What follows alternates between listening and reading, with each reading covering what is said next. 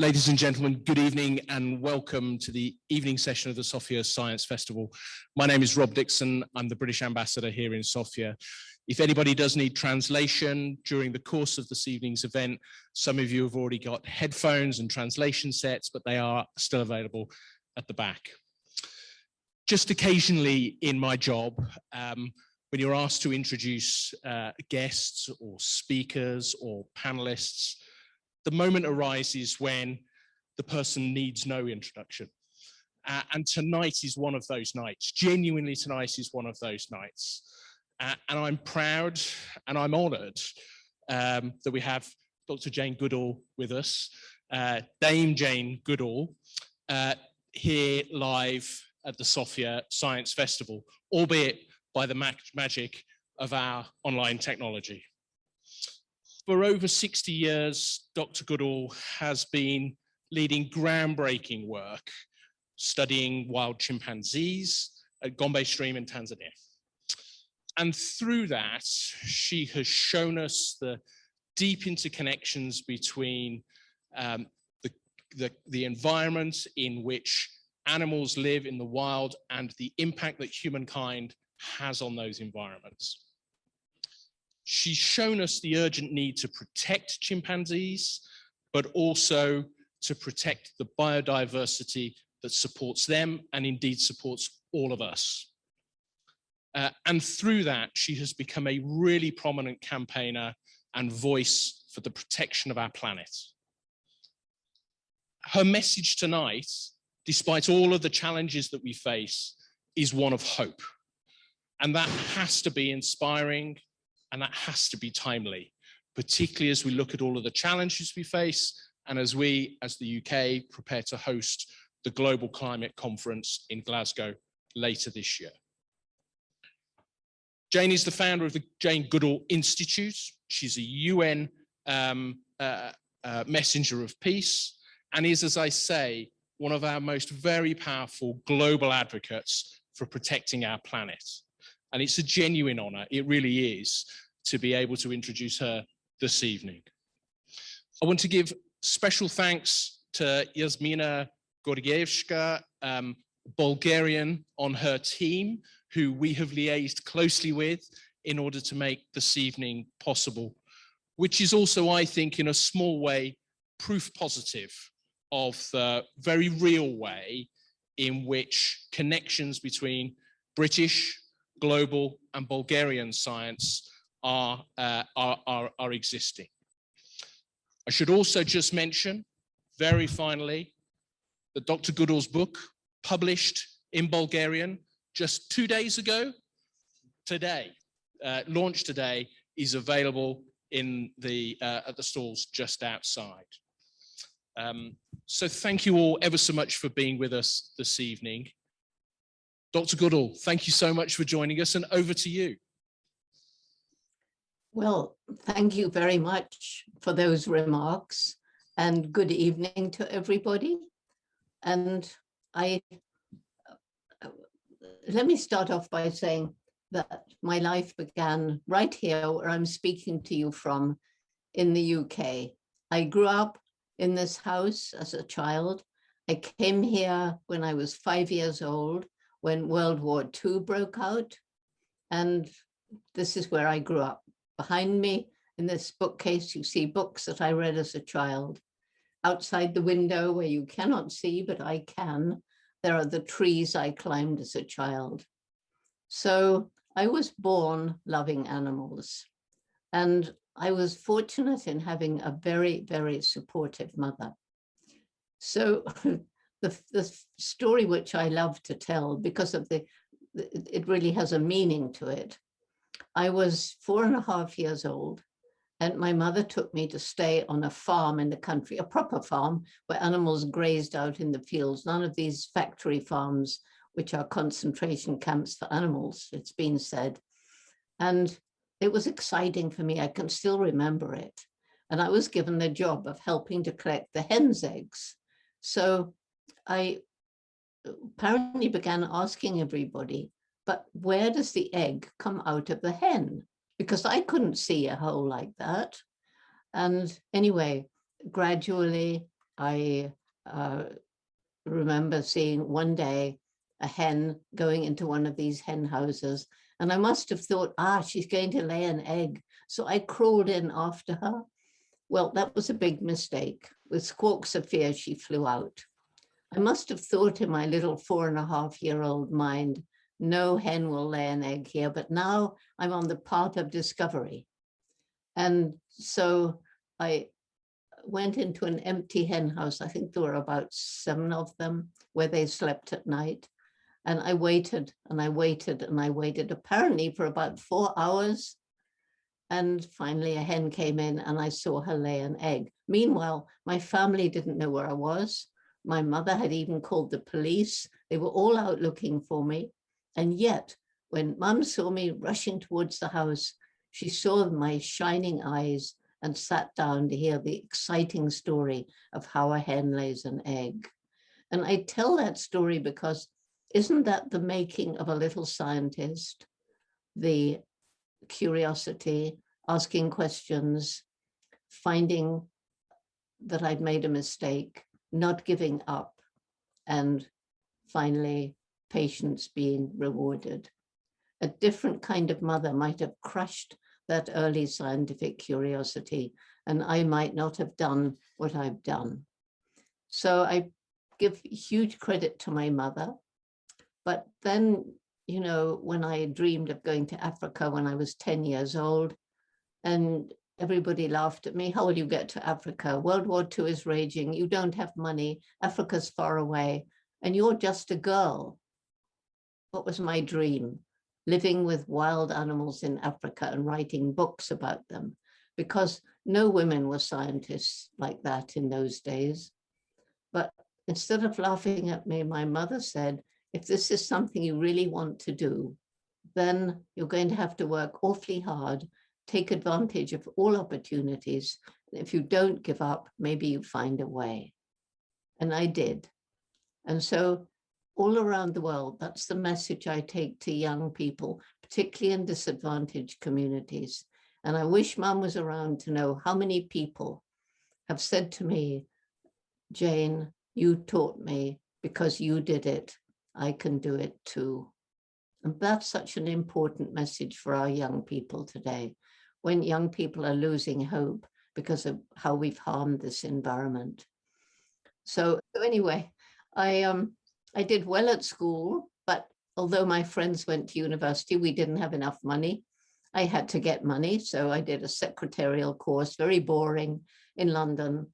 And then came the opportunity, a letter from a school friend inviting me to stay for a holiday in Kenya, where her parents had bought a farm. So I had to work very hard as a waitress, couldn't save money in London doing secretarial. So I came home, and just around the corner there was a hotel, and I got a job as a waitress. Very hard work. About 5 months, I'd saved up enough for a return fare to Africa. And in those days, it wasn't flying. There weren't planes going back and forth with tourists. I went by boat. It should have taken about 2 weeks. But at that time, Britain was having a funny little war with Egypt, and the Suez Canal was closed. So we had to go all the way around the tip of Africa and up to Mombasa, to Kenya. So the first place I touched foot on African soil was really exciting. It was Cape Town, beautiful with the Table Mountains, so exciting. And my mother had friends there, and they took me around for 2 days while the boat was getting supplies. And I found that on the back of the seat, on the doors to the restaurants, everywhere were these words in Afrikaans saying, slechts blanc. I said, what do these words mean? White people only. I was shocked. I had not been brought up that way. I was not brought up to judge people by the color of their skin or their culture or their religion, but as human beings. I couldn't wait to leave Cape Town. When I finally got to Kenya, it was better because Kenya was just about to claim independence from British colonial rule. I stayed with my friend, and I heard about somebody called Dr. Louis Leakey. he spent his life searching for the fossilized remains of early humans. And somebody said, if you're interested in animals, which of course is why I'd gone in the first place, you should meet Louis Leakey. So I went to meet him. He was head of the Natural History Museum. I think he was impressed by how much I knew about African animals, even though I'd just arrived from England, because I'd read everything I could. And that boring old secretarial course, guess what? 2 days before I arrived at his office, his secretary had left. He needed a secretary, and there I was. So now I'm introduced into this world of people who can answer all my questions about the mammals and the birds and the reptiles, the amphibians, the insects, the plants of Africa. And that led to him inviting me to study chimpanzees. I wouldn't have dreamt of going to study chimpanzees. That was really exotic. Nobody knew anything about them in the wild. Nobody had studied them. But he felt I was the right person. He wanted somebody who hadn't been to university because he wanted a mind that was quite clear of the very reductionist scientific thinking of the time. He wanted a woman because he felt that women might be more patient and better observers. So how lucky. Eventually, off I went to Gombe National Park in Tanzania. At that time, it was Tanganyika. It was part of the crumbling British Empire. And the British authorities, for a long time, refused permission for me to go. But eventually, because Leakey persisted, they said, all right, she can come, but she has to come with a companion, another British woman. So who volunteered to come? That same amazing mother.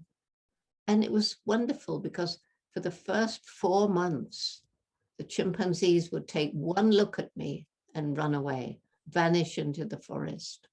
And I was getting really depressed. I only had money for 6 months. And I didn't want to let Louis Leakey down. But I knew if I didn't find out something exciting, that would be the end of my dream. Well, one chimpanzee, before all the others, began to lose his fear. And I named him David Greybeard. And on this never to be forgotten day, the beginning of the 5th month of my 6 months, I saw him sitting on a termite mound, using pieces of grass, pushing them down into the termite mound, pulling them carefully out and picking off the termites with his lips. I saw him reach up and break off a leafy twig, and to use that as a tool, he had to remove the leaves. And so David Greybeard was using and making tools. It wouldn't be exciting if you saw that today. There are a number of animals who use tools, but back then it was thought that humans and only humans used and made tools. We were defined as man, the tool maker. And this led Louis Leakey, when I sent him the information, to send me back a telegram saying, now we have to redefine man, redefine tool, or accept chimpanzees as humans. But the best part of it was he was able to approach the National Geographic Society in America, and they agreed not only to continue funding my research when the funds ran out, but to send a photographer and filmmaker, Hugo van Lauwijk, to record what I was increasingly discovering. More and more of the chimps lost their fear of me. And I was now able to relax. I had the money. And the thing that was so striking, how like us they are. Their non-verbal communication, they kiss, embrace, hold hands, pat one another, they swagger. And of course they use and make tools. And it was a shock to find that they have a very dark, aggressive side to their nature and are capable of a kind of primitive war, just like us. But they also have a loving, altruistic side to their nature, just like us. So you may see a non-related adult, even an adult male, adopting a motherless orphan and saving their lives. Well, it was pretty obvious that there wasn't a sharp line dividing us from the chimpanzees. And we now know that biologically, they are our closest living relatives. The DNA, theirs and ours, differs by only just over 1%. And there's many similarities in the immune system and the structure of the blood and the anatomy of the brain. After I'd been with the chimps 1.5 years, I got a letter from Louis Leakey saying I had to get a degree. There wasn't time for an undergraduate degree. He'd got me a place in Cambridge University to do a PhD in animal behavior. I was scared, never been to college. And when I got there, so many of the professors told me I'd done everything wrong. You shouldn't have given the chimpanzees names. No David Greybeard, Flo, Mr. McGregor, Goliath, and all the rest. It's scientific to number your research subjects. And you can't be talking about them having personalities or minds or emotions. Only humans have those things. Well, fortunately, I'd been taught as a child that these professors, however wise they were, in this respect, were totally wrong. And that was by my dog. You see the dog over my shoulder here. And so I was able to have the courage of my conviction. I didn't confront the professors. I just went on talking about what I'd seen. And then, of course, came the film documentary material shot by my then husband. And so gradually, science had to change its attitude. And they had to admit that we are not the only beings with personalities, minds, and emotions. And we are part of and not completely separate, as once was thought, from the rest of the animal kingdom. I got my PhD. I went back to Gombe. I built up a research station. And they were the best days of my life. I could spend hours out in the rainforest. And I was learning about the interconnection of all living things and how every little species had a role to play in this complex tapestry of life. And as I say, I could have stayed there forever. But I helped to put together a conference in 1986. And by the way, I began in Gombe in 1960. So 1986, by that time, there were 6 other scientists studying chimpanzees in different parts of Africa.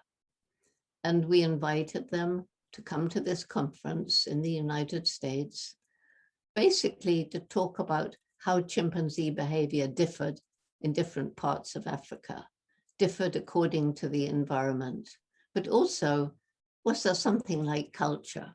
Turns out, yes, there is, not only in chimpanzees, but other animals. The young ones learn by observing what the adults do and imitating and practicing. That's a definition of culture. But we also had a session on conservation, and it was shocking.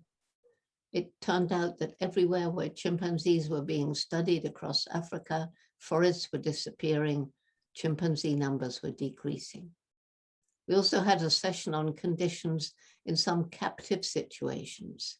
In particular, I was shocked by the way chimpanzees were treated in biomedical research, in the research laboratories. Our closest relatives imprisoned in 5-foot by 5-foot cages, these very social beings, isolated, alone, with the only contact being men in white coats coming and giving them injections or doing some other unpleasant test with them. So I went to that conference as a scientist, planning to spend the rest of my life out in the forest observing the chimpanzees. I left as an activist. It wasn't a conscious decision. It was just something that happened. So from that day on, in September 1986. I haven't really been, until this pandemic, when I've been grounded here at home, but up until then, I was traveling about 300 days a year, talking about the problems faced by chimpanzees, the problems that we all face because of the destruction of the environment. I first went to Africa. I learned a lot about the plight of the chimps, the beginning of the bushmeat trade, the commercial hunting of wild animals for food. And I learned about the destruction of the forest as foreign logging companies and mining companies came in, but also as local human populations grew and as their cattle moved further and further into the forest. I learned how they were catching our infectious diseases because they're so like us. But I also learned about the problems faced by so many of the humans in and around chimpanzee habitat, the crippling poverty, the lack of good health and education facilities, the degradation of the land as the human populations grew. And it came to a head when I flew over the tiny Gombe National Park, where, by the way, we're still doing research on chimpanzees today. We just celebrated our 60th anniversary. But anyway, this was back in the late 1980s. And I flew over in a small plane. When I began in 1960, Gombe was part of this forest that stretched right across Africa. But by the late 1980s, it was a little isolated patch of forest surrounded by completely bare hills, where there were more people living than the land could support, too poor to buy food from elsewhere, cutting down trees, even on the very steep slopes, causing terrible erosion because they were desperate to get more land to grow food for their families because their own land was overused and infertile. And I realized then, if we don't help these people find ways of making a living without destroying their environment, we can't hope to save chimps, environment, or anything else. So the Jane Goodall Institute began a program called Take Care or Takari. And it's basically our method of community-based conservation. We didn't begin it as most other NGOs at the time by going into a village saying they'd messed things up and this was what was going to happen to improve their lives. No, it was a small team of local Tanzanians who went into the 12 villages around Gombe and asked them what they thought we could do to improve their lives. Grow more food, okay? So we have to grow it by restoring fertility to the overused farmland, no chemicals. They wanted better education and better health. We had very little money. It was from the European Union. So we worked with the local Tanzanian authorities who should have been seeing to this, but weren't. And gradually the people came to trust us. We were able to introduce water management programs, scholarships to keep girls in school, to give them a chance of secondary education, microcredit opportunities so that people, especially women, could take out tiny loans to start their own environmentally sustainable small business and eventually repay the loan and feel pride. I've done it. Then they could take out another loan if they so wished. And then we introduced cutting edge technology so that the villagers could plan out how to use their land and learn how to monitor the health of their forest. They have learned that protecting the forest isn't just a white man's thing to protect wildlife and nature. No, protecting the forest is something for their own future. They've become our partners in conservation. And that program is in 104 villages throughout all chimp range in Tanzania, and it's in 6 other African countries. So all this is costing money. I'm traveling around the world raising awareness, but also trying to raise funds. And I'm meeting so many young people who seem to have lost hope in the future. They were mostly apathetic, not seeming to care. or they were angry, or they were depressed. So I began talking more and more to them. And they all said the same thing. I feel like this because you've harmed our future and there's nothing we can do about it. Well, we have harmed the future of young people. Not only that, we have been stealing it for years and years and years. We've had this crazy idea that there can be unlimited economic development on a planet with finite natural resources. And already in some places, we're using up those resources faster than nature can replenish them. That's led to climate change. That's led to the terrifying extinction, the loss of biodiversity, so that we're in the middle of the 6th great extinction. And no wonder the young people were depressed or angry or apathetic. But was it too late? No, a window of time exists. It's closing. It's smaller than it was when I was talking to these young people back in the 1990s. But we still have this window of opportunity when we can get together and start to heal some of the harm and slow down climate change and slow down the loss of biodiversity. So that's why I began our youth program, Roots and Shoots, which is now growing in Bulgaria, thanks to Jasmina. And Roots and Shoots began with 12 high school students in Tanzania. They came from 8 different schools. They were concerned about what was going on and about their future. So I told them, go and find your friends who care about these things. We had a big meeting, and Roots and Shoots was born with the main message: every single one of us makes an impact on this planet every single day. And we can choose what kind of impact we make. And we decided that because of this interconnection of everything in life, every group of Roots and Shoots would choose 3 projects or more, but 3, one to help people, one to help animals, one to help the environment. That program now exists in 67 countries, and it's growing all the time. We have members in kindergarten, university, everything in between. More and more adults are wanting to form groups and are forming groups. Roots and Shoots is changing the world. If you knew how many letters I have, how many people have spoken to me and said, Roots and Shoots changed my life.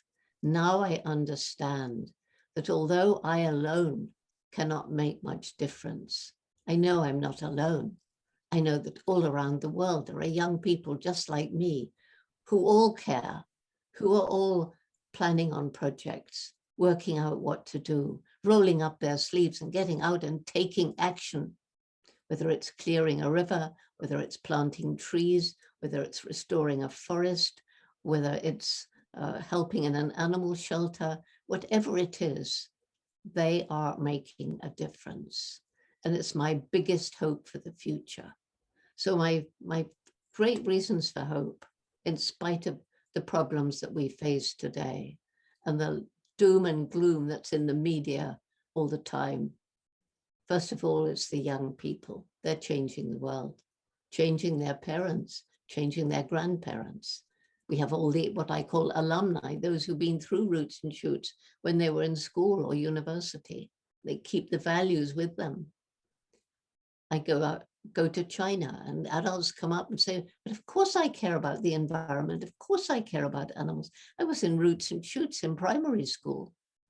It's the same all over the world.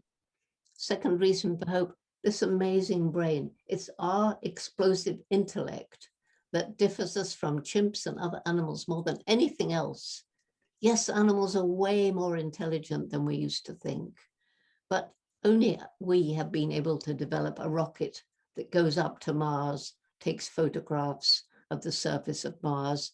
Just yesterday, I learned that China sent the second rocket with a robot up to Mars. So we've got 2 wandering around now, one American and one Chinese.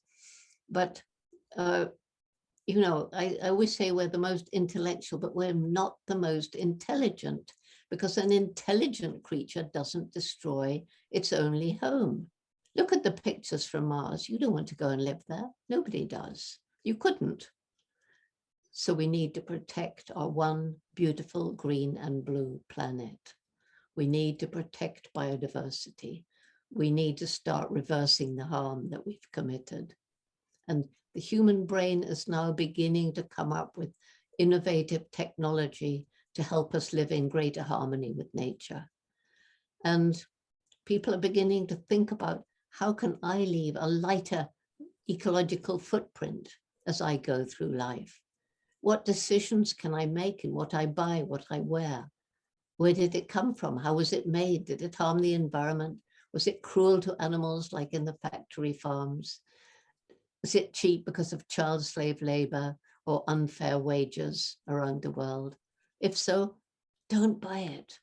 And that means we've got to alleviate poverty, because if you're living in real poverty, you just have to survive. You have to buy the cheapest. You have to cut down the trees to grow more food to feed your family, or fish the last fish.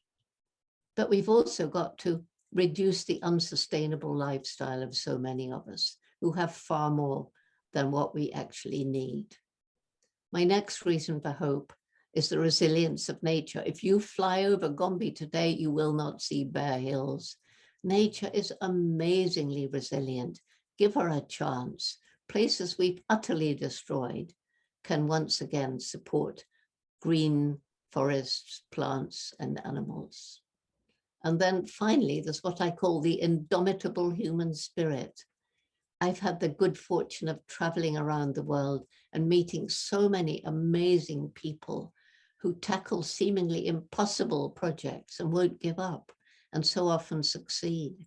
And these are the stories I want the media to spend more time sharing, because we need the good news. We need to have hope.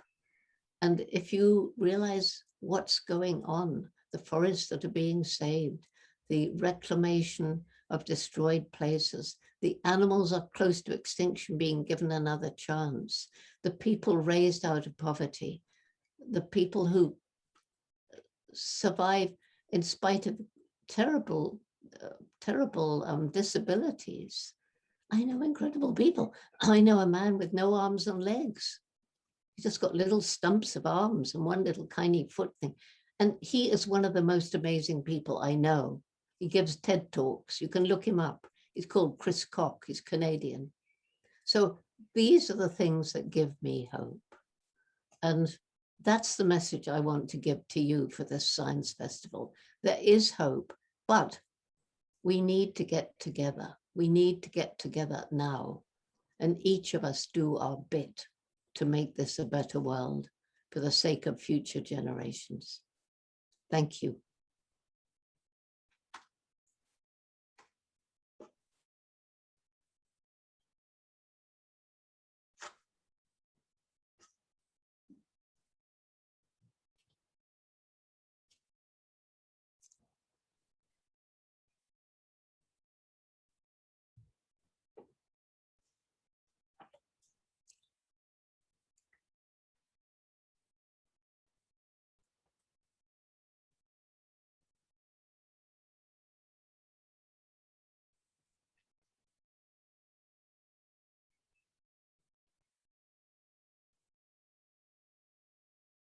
Overcrowded center. In here is Wunda, and she nearly died, but thanks to Rebecca, she came back from the dead. And here she is about to come out into this paradise. She's the 15th chimpanzee to get her freedom here. And we have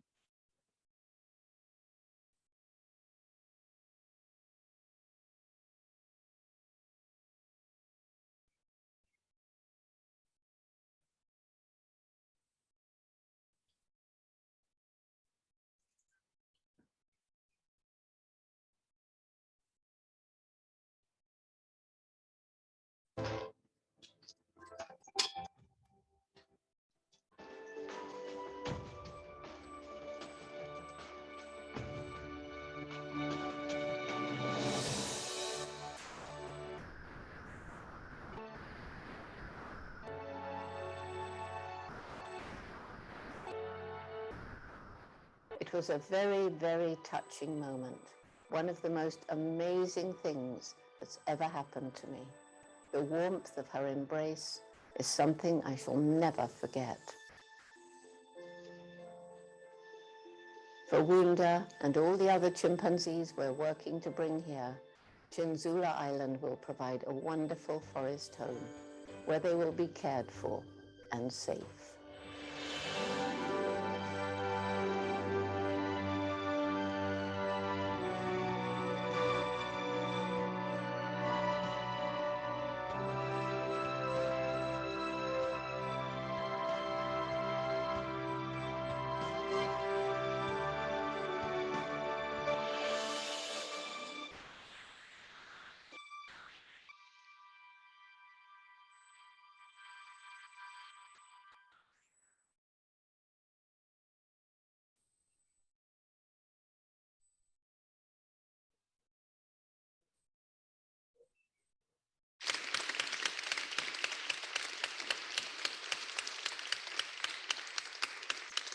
Thank you so much for this incredible talk. I will now pass over to our audience for questions.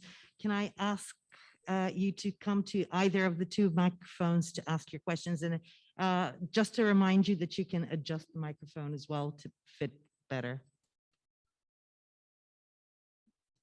Hi. I actually don't have any questions because I've read all your books and watched all your interviews. I just wanted to say that you are the person I've always looked up to. You inspire me and many others to do good for all. And I'm also a climate activist from Fridays for Future. And I'm a vegetarian. I recycle everything at home. And I'm going to South Africa to study wildlife management there. And I just love you and I hope I'm making you proud. Thank you. Well, thank you. And I'm really glad you're a vegetarian because moving towards a plant-based diet is one of the most important things we can do to help save the environment. And not only will it prevent billions of animals being tortured in the factory farms, but you know, these animals have to be fed, and that means clearing huge areas of land to grow the grain. You know, more grain is used to grown to feed animals than to feed starving people. And it uses an awful lot of water to change plant to animal protein. All the animals in their digestion create methane gas, which is a really, really bad greenhouse gas along with CO2. And so moving to a plant-based diet is something everybody can try to do. In fact, while I've been grounded here in the UK, I was able to become vegan. My niece is a wonderful cook, and she cooked fabulous vegan food. When I'm on the road, it's difficult, but I've been a vegetarian since the late 60s. Thank you.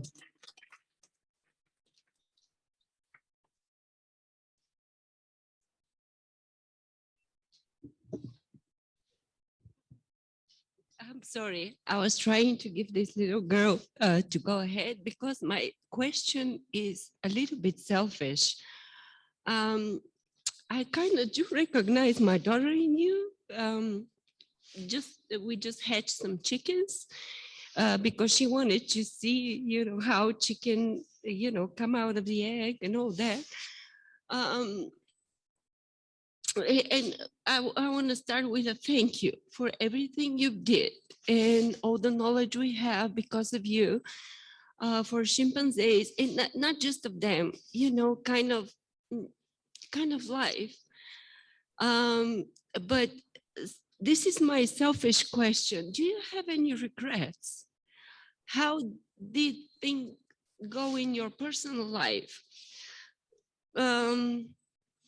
I'm sorry, I'm too emotional. I don't even know how to word out my question. I was hoping she was going to go ahead of me, so I have another minute to think about the question. But I think you understand what I'm saying. Yeah. It's amazing. I'm sure you had a wonderful, wonderful life. You know, close to nature, living you know, in peace and quiet with animals, that they're much better than we are treating our planet. And people are acting like we just inherited this planet from our parents. And the truth is that we borrow it from our children. And so I do thank you, but again, I don't know if I should push her in that question because, you know, family-wise, regrets. I'm sorry I took all that time. Thank you. Actually, I don't really have regrets. I only had one child. Wasn't my choice. My husband turned out to be infertile, but luckily we got one child, and he was with me. And for the first 3 years of his life, I was never away from him. And he was at Gombe, but we also had him on the Serengeti because chimpanzees are a bit dangerous for young human children. And people said, well, because I was always with him, he'd be a mummy's boy and he'd never learn to be independent. Well, he's totally independent. He always has been. He does his own thing. He's got 3 wonderful children, my grandchildren. So I managed to have a family life, even though I was out in the field. And do I regret making that decision to leave Gombe? Well, it was a wonderful life. It was the best days of my life. But once I knew that I had a role to play, once I knew that for some reason or other, people listened to what I had to say and that it made a difference. It was the number of people who've come to me after lectures and said, I had given up, but I promise you I'll do my bit. So knowing that I make a difference means that I don't regret making that decision to leave Gombe and take up a life of advocacy on the road. So it almost seems as though I was born to fulfill the life that I've led.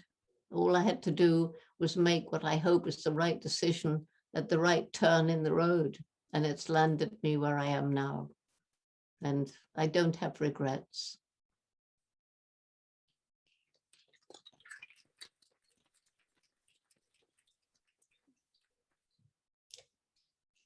Hello, it's a great honor to be able to speak with you. I have one question to ask you. What was your favorite book when you were a child? My favorite book when I was a child started off with Dr. Dolittle. Dr. Dolittle, I don't know if he's translated in Bulgarian, but he started off as a people doctor, and then he became an animal doctor. And he was taught animal language by his parrot. And oh, how much I wanted to be taught animal language. In fact, when I was 8 years old, I pretended to all my friends that I could understand what the dogs barked about and the birds sang about and the squirrels chittered about. And they believed me. My friends believed me absolutely. And then when I was 10, I read Tarzan of the Apes. And of course, I fell in love with this glorious Lord of the Jungle and was very jealous because he married the wrong Jane. But at least I knew there wasn't really a Tarzan, but it began my dream. I will grow up, go to Africa, live with wild animals and write books about them. And that's when everybody laughed at me because girls didn't do that sort of thing. Everybody except my amazing mother. By the way, she's up here behind me too. She's beside David Greybeard, the chimpanzee who showed me tool using. I have all my heroes around me. Thank you very much.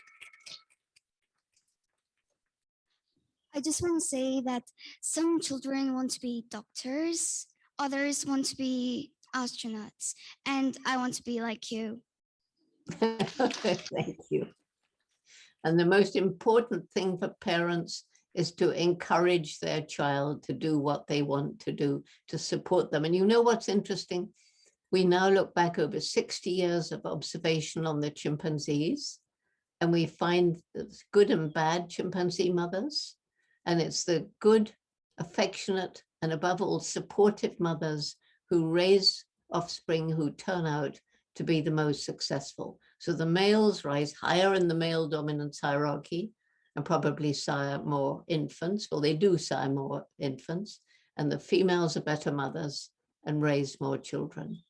So it's very important, this early period of a human child's life, for the parents or others around the child to be supportive and provide that support that the child relies on. Thank you very much.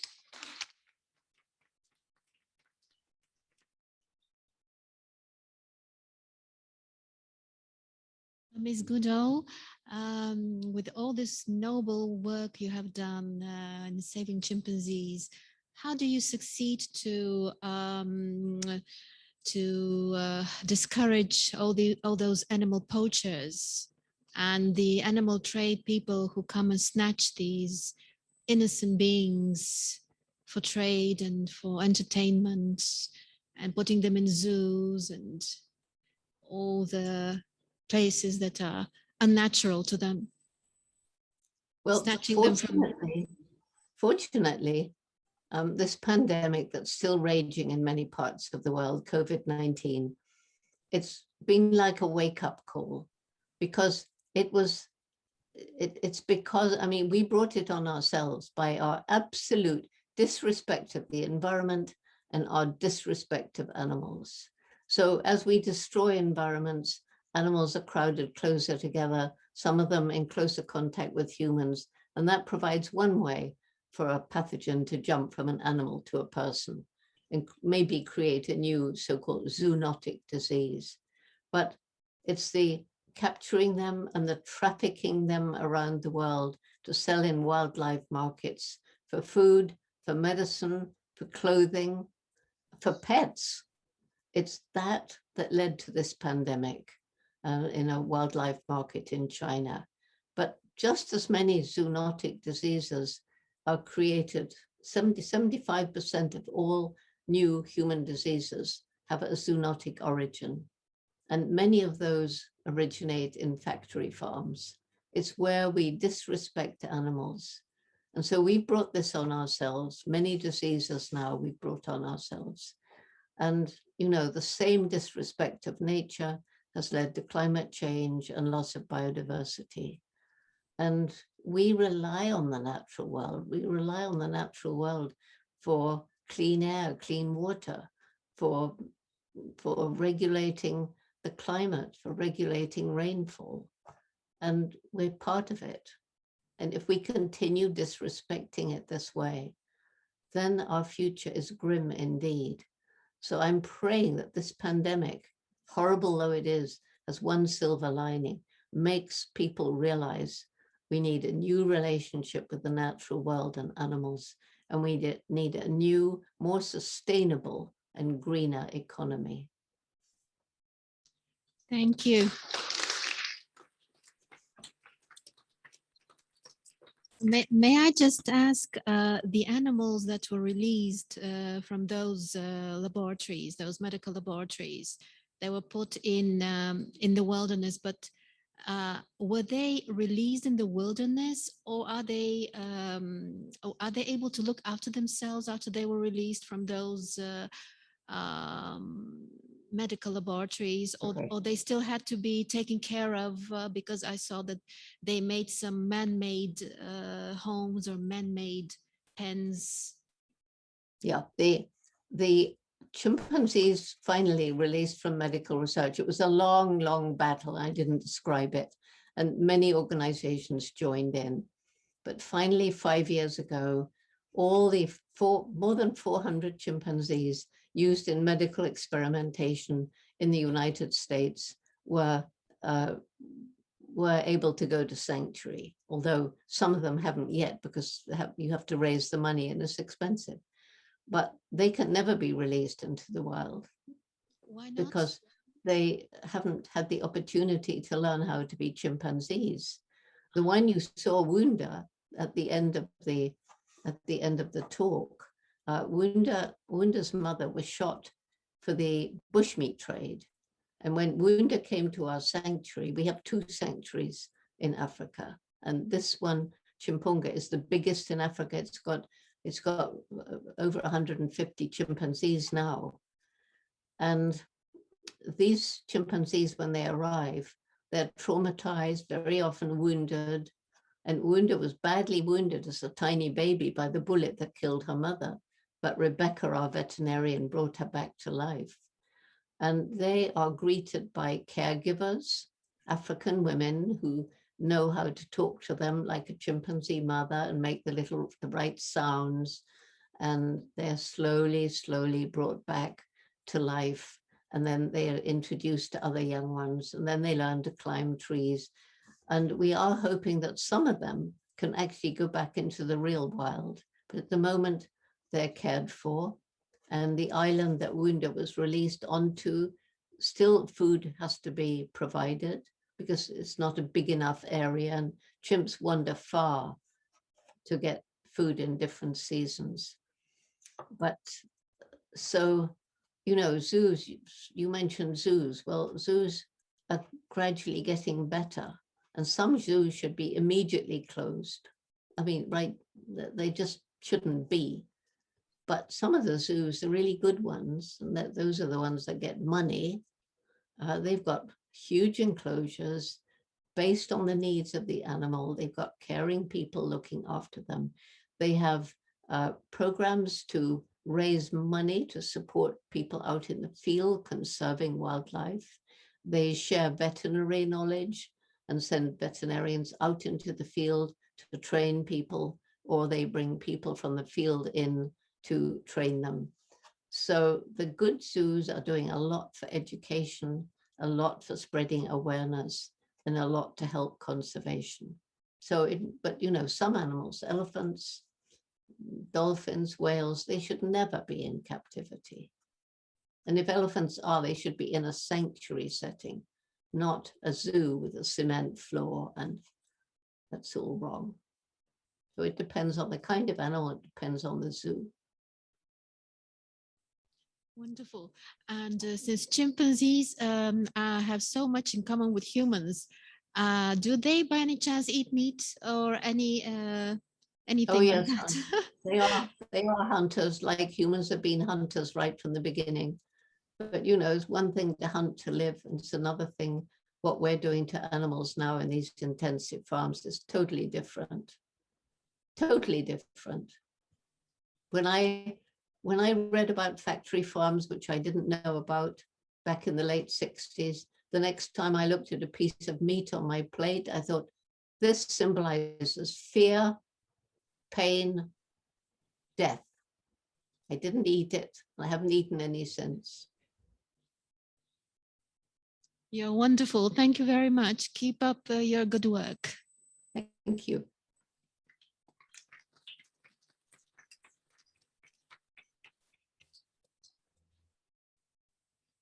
Hello, thank you for your inspirational talk. I'm a zoo educator and I work in Sofia Zoo.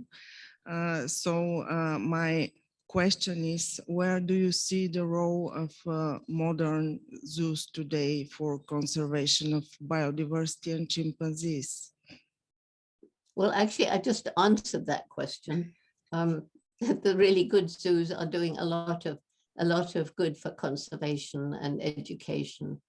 But very often it depends on funds. You know, it is expensive to make the right kind of enclosure, but you can do an awful lot, even when the enclosures aren't adequate, by providing enrichment. So one of the biggest problems animals have to face is absolute boredom. There they are, shut in a small space with nothing to do. So I began talking about environment enrichment back in the early 60s when I first got back from Gombe. So animals work for their food. They're given challenges, they're given tests. It brings them to life. It makes such a difference. Thank you.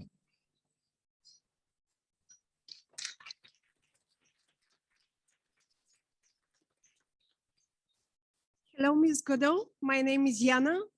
I work in nature conservation in WWF. And I just want to thank you for the huge inspiration. People like you are really needed. And you know that nature conservation is really tough job. We don't find real support here in Bulgaria. There are not so many people who care about nature, and people like you are really, really appreciated. Thank you. Well, thank you. And please find out about Roots and Shoots, because we need people like you. And, you know, people say, oh, I'd love to be involved in Roots and Shoots, but there's no group near me. No, no, no. You can start a group, or you can even do it with just a couple of friends. All it needs is doing projects to help people, animals, and the environment. We like you to register, because then we can share what you do, which inspires others, and we share with you what others are doing to inspire you. But it's people like you that we need to be part of Roots and Shoots, which is going to, I'll bet you, it's going to sweep across Bulgaria like crazy very soon. And Jasmina is very, very persuasive and a wonderful person.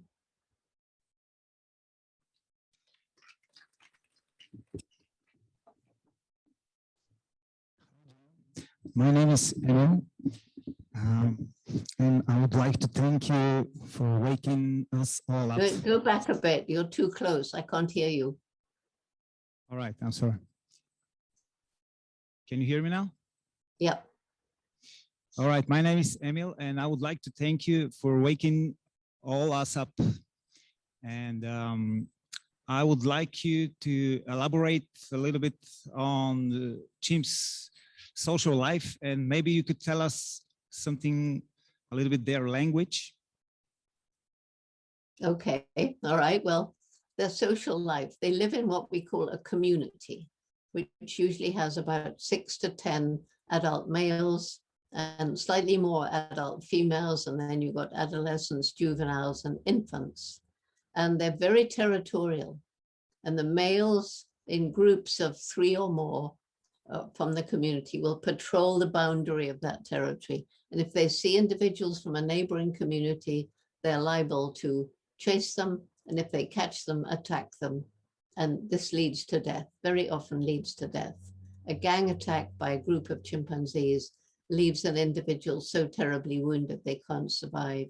That's the dark side of their nature. But also, as I mentioned earlier, they can be compassionate and caring and altruistic. The males have a dominance hierarchy. They compete for dominance, usually not by fighting, because in fighting, you may be hurt yourself. So it's mostly displays of strength and aggression, making yourself look as big and as strong and dangerous as you possibly can. You stand upright and your hair bristles, your lips are bunched in a furious scowl, and you swagger, and you may brandish a stick. And it reminds me so much of human male politicians. It's just the same. Sometimes they do fight, and then courage comes into it, because the ones who aren't really quite committed enough will turn tail and run, and the others will actually stick it out. And even if they're wounded and have to retreat for a while, they come back and try again. And it's that persistence that gets them to the top. The females, I should say, they don't travel around in a troop like gorillas and most monkeys, but you see a little group of males traveling together. You see a mixed group of females and males. You see mothers with their offspring, or 2 mothers with their offspring, very often, so that the young ones can play with each other, which gives the mother a little bit of freedom from the constant attention of a clinging baby. And so it's a very, very complex society. It's very, very fascinating to study.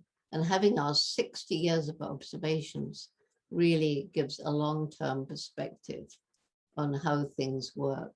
And it's also fascinating to see in different parts of the world, there are these different cultures. Fascinating to see how adaptive they can be. Like, for example, at Gombe, when it gets to evening, you climb into a tree and you make a sleeping nest and you stay there till morning. If you live, however, in Senegal, where the temperatures are really, really hot, or Mali, then sometimes when there's a moon, you actually forage at night, which a Gombe chimp would never do. And in Uganda, which has the same kind of climate as Tanzania, there the chimpanzees in part of their range are being really pressured by human encroachment. So they have learned to raid crops, and they find it safer to do that if they go out into the fields in the moonlight. So that shows you how adaptable chimpanzees can be. There's just one last question from the lady. Oh, thank you. Good evening, Jane. I cried a few times already. Anyway, I'll go to the point. Can you give advice? Is there a secret approach, a way you address people on the issues of biodiversity, and how do you raise awareness? How do you make them care? Because that's a dialogue which we need to have with people, and I mean, my daily life try, and I fail quite often. So what's your secret ingredient to making them care? And thank you. Okay, well, my secret ingredient, not so secret after all, is the way to change people is not by arguing. It's absolutely not by pointing accusatory fingers at them and making them feel bad and embarrassed. Because even though they may give you lip service and say, oh yes, I realize I have to change, inside themselves they're saying, well, why should I listen to her? So I found that the way to change people is to reach the heart, because people need to change from within. They need to change within themselves. How do you reach the heart? Well, I reach it by telling stories. There's nothing like telling a story. So if I meet somebody with opposing views, it was my mother who first said, number one, listen to them, because maybe they've got a point. Maybe they've got some argument you never thought of. Listen to them. And then if you still feel that you're righter than they are, see if there's something in their lives that you can relate to. Maybe you both love dogs. Maybe you both have grandchildren, or whatever it is. Maybe you both love forests. And just spend half a minute talking about that, and then find a story that reaches into the heart. And I'll end up with one story, which I find is wonderful. As this is the last question, it's a good one. Because you never know when you talk to somebody the difference that you may make. Usually you don't know. But I was in this taxi, and the taxi driver knew who I was. And he started basically attacking me. You're just like my sister. She's only got time to help animals. She goes and helps in an animal shelter. There's all these people needing help. And, you know, you shouldn't be helping animals. Okay, I sat forward in my seat and I said how we were helping people, how we were helping girls, how we did scholarships. I told him stories about the chimpanzees and how they helped each other. It didn't seem to make any difference. We got to the airport and neither of us had any change. So in the end, he owed me £10, which was quite a lot back then. So I said, never mind, keep it and give it to your sister as a donation to her work. And I thought, oh, he won't do that. He'll go and have a couple of extra pints at the pub. I got back from my little trip 3 weeks later. There was a letter from the sister. And she said, first of all, I want to thank you for your donation. Secondly, what did you do to my brother? He's changed. He's been 3 times to help me. He seems to understand. How did you do it? So you see, but for her and that little donation, I would never have known. So it's always worth talking to people, taking an opportunity to try and change somebody's minds, not with aggression, but with stories. And by realizing that a lot of people think the way they do out of absolute ignorance. They don't understand. We have to help them understand. And I'll end up by saying that in Tanzania, where Roots and Shoots began, at the end of any gathering, we try and bring them together to share their projects from around a city or even around the country. And I found that they were saying at the end, together we can, meaning we can save the world. So I said, yes, I know we can, but will we? So now at the end of every gathering, they say, together we can, together we will. So I'm going to say to you, if you agree with me, can we do it together from all this distance? Together we can. Together we will. Now come on, let's try again. Let's start again. Okay, 1, 2, 3. Together we can. Together we will. That's better. And then I'll end up with a distance chimpanzee greeting, which is and that simply means this is me, this is Jane. Everyone has his own or her own voice. Thank you all very much and have a wonderful festival. Thank you for listening. Get involved in Roots and Shoots. Dr. Goodall, if I can just say on behalf of everybody in the room, thank you so much. That was inspiring. We learned so much. And I think, though you won't be able to see, but there was many a wet eye in the room at several moments during your talk and during the video. And it really was very, very special to be here this evening and to be able to see you, listen to you, and to ask you questions. And I think very, very many of us in this room will not forget this for a very long time. So thank you very much from the bottom of our hearts, and we wish you all the very best. Well, thank you, and thank you for what you're doing around the world for JGI and Roots and Shoots in many countries.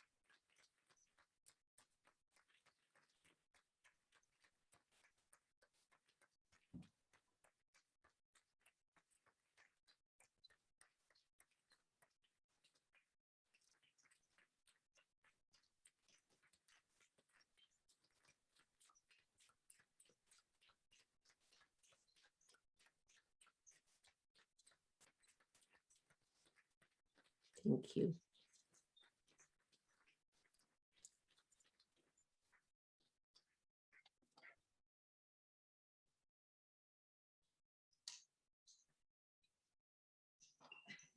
I think we're at that awkward moment at the end of a Zoom meeting where we've all finished and everything's been said, but thank you very much. And we hope to see you on a screen near us soon, at some time soon. All the best. Thank all of you and have a good conference and a good life. Do your bit.